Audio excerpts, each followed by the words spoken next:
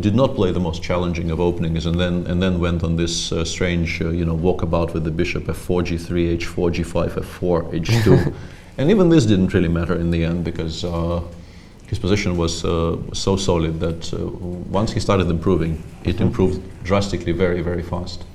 Being told that in the one black blitz game that he lost at the World Blitz, the opening was a knight f3, d5, d4, a6. And we have the Yangyi goes d4, knight f6. I don't think there will be any sort of show-off openings in this game from Magnus. I think he understands that he needs to take this seriously, play his main lines, knight c3, bishop b4. So we have a nimzo. Straight up into the nimzo, yeah. Knight f3, and he can now switch to the Ragozin, but he goes b6, okay. keeping with the nimzo theme. I'm sorry, e3. Yeah, this is still heavily theoretical, and black has various approaches here. Bishop b7, bishop d3. You can take on c3 and switch to those types of structures, or you can play castles and then perhaps follow it up with d5. Right. Castles is on the board. And now I think is the principal choice. And Magnus goes c5, which is something I did not mention, but is also very possible. Sometimes white plays knight a4, right. forcing the capture on d4, takes. That's all well known. Still, Yeah, rook e8, the bishop returns to f8, black plays d6, knight d7, g6, bishop g7. I think they tried to make c5 work at some point, but it didn't quite. Yeah.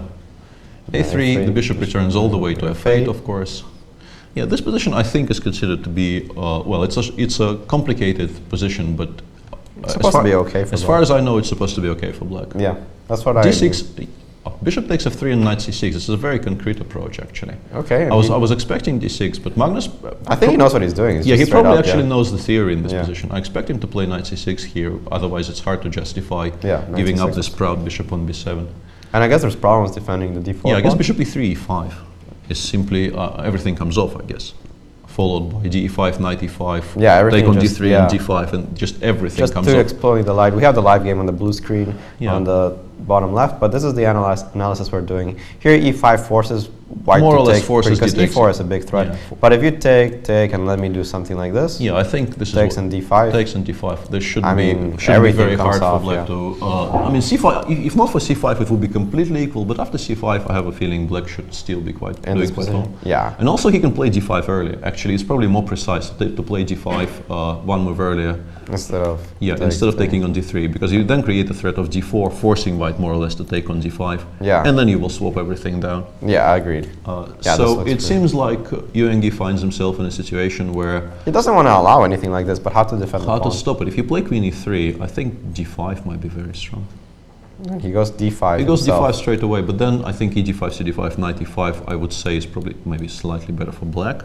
You still you now have a target, the bishop's going to come to d6. I mean, if we're at all interested in the objective assessment, right. I would probably pick black if I had to pick a side. There's also knight d4 in this position, which could be interesting. And he does take, and but this is the simplest. Yeah, knight e5.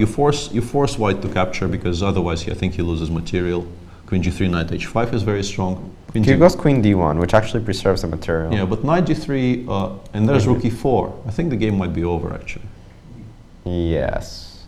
And Yangyi just noticed that rook e4 hangs a piece. Yeah, I think we could have a rather brief conclusion to the entire affair because that's a whole piece. Yeah, and I can go ahead and say that Magnus Carlsen is the winner of the. Don't do it. Don't do it. We will be found, drawn and quartered if something goes from here. But okay, this is queen d3, rook e4. You can sort of catch it on a4. Let's just show this because nothing else to discuss. Like bishop g5, rook a4, b4, but a5 just frees it up. No. a5 followed by a b4, and you support it by the other rook. It's not even close to being trapped. The game is just over. Yeah. Especially considering that it's over. Even if he didn't need to win it. Yeah. The game would be completely dead. Yeah. So in the end, seems like a comprehensive victory for Magnus Carlsen in the tiebreak. Yeah, 16 moves only, and black is completely winning already in this position. A bit of an anticlimax in our second game, but the first one was a very nice one. Interesting, yeah. The first one was very nice, but the second one is perhaps regrettable for the purists. But such as life. Magnus will take it. Yeah, I think so. I'm pretty sure Magnus will take it. He doesn't really care, and no one else would either. I mean, a win is a win. Yangyi is I mean, you can play knight c3, g3 and drive it towards g4, but you're never ever capturing it. It's just No. a full piece. It's a full piece. I mean, it doesn't matter which variation. There's not even a slightly bit of compensation for it. Yes, I think this is more or less a wrap, frankly. And I understand it's unpleasant for Yangyi to just resign. But you what to do? feel slightly ridiculous, but yeah, it's gone. No, yeah, it's good. The thing is gone, and this being a Blitz game, he doesn't even have much time to debate the question with himself. No. A bit of a sad conclusion to a fantastic tournament by Yangyi. No, Let's definitely. restate this. I mean, he is definitely a hero of both of these events. He won it last year, beating Vladimir Kramnik with white in a must-win game in round 9, and this year he once again beat a 27.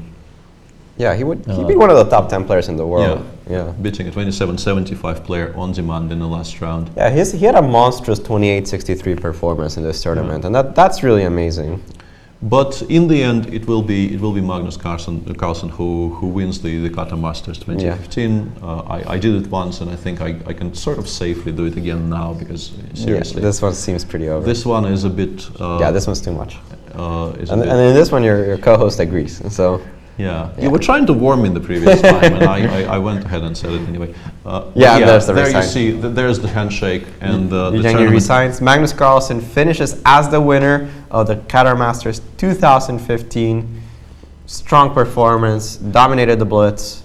Absolutely dominated the Blitz, and also did extremely well in the classical, playing after the draw in the first round, And actually, we did have a lot of players show up to the playing hall, but I think we- they were left away from the board. Yeah, they weren't simply allowed close Yeah. to the board. You can see them in the shot now, so I was wrong on that. Yeah, a very, very convincing performance from Magnus, and a heroic performance in a way by Yangyi, who once again did all he could. All he could. I mean, but it wasn't quite enough in the Blitz He play. played a 5.5-hour game earlier today, and a very, very difficult Very one difficult with lots one. of very, very tough decisions. he'll still be happy with this tournament, of course. Yeah, although it's of course you feel a little bit of what if there. Yeah, as you mentioned earlier, it's not nice to finish the tournament in a loss, and even though it's a Blitz I tiebreak. think he will not have to work very hard to convince himself that he actually finished the tournament on a win, and this is that's true. This is just extraneous, because he did beat Wesley So in a very, very interesting game. Absolutely.